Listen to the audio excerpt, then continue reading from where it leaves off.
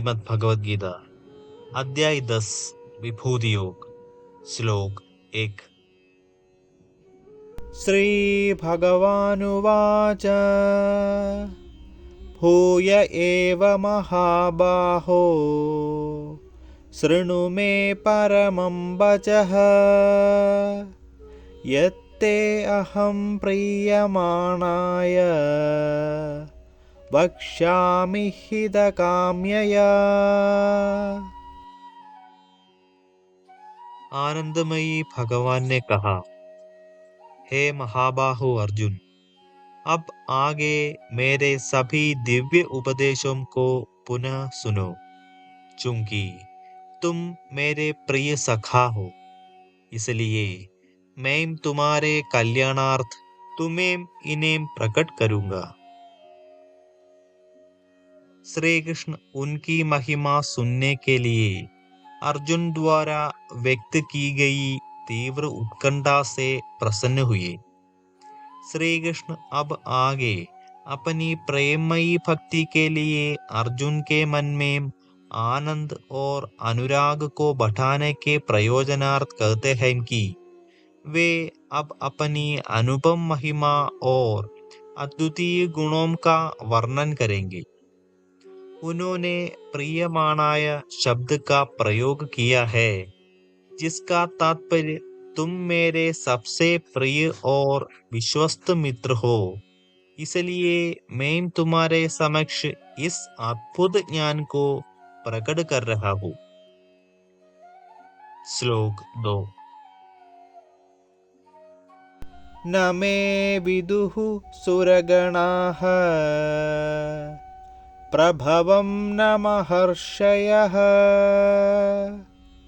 अहमादिर्हि देवानां महर्षीणां च सर्वशः। न तो स्वर्ग के देवता और न ही महान ऋषि मेरी उत्पत्ति या वैभव को जानते हैं, क्योंकि मैं ही सभी देवताओं और महान ऋषियों की उत्पत्ति का उद्गम हूँ। एक पिता ही अपने पुत्र के जन्म और जीवन के संबंध में जानता है, क्योंकि वह इसका साक्षी होता है, किंतु पिता के जन्म और बचपन की जानकारी पुत्र के ज्ञान से परे होती है, क्योंकि ये सब घटनाएं उसके जन्म से पूर्व घट चुकी होती है। इस प्रकार से देवता और ऋषिगण उस भगवान के उद्गम की मूल प्रकृति को जान नहीं सकते, जो उनके जन्म से पूर्व विद्यमान था।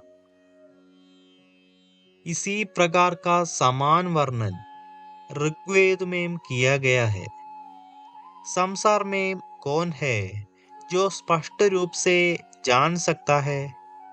कौन यह सिद्ध कर सकता है कि ब्रह्मांड की उत्पत्ति कहाँ से प्रारंभ हुई? कौन यह बता सकता है कि सृष्टि की उत्पत्ति कहाँ से हुई?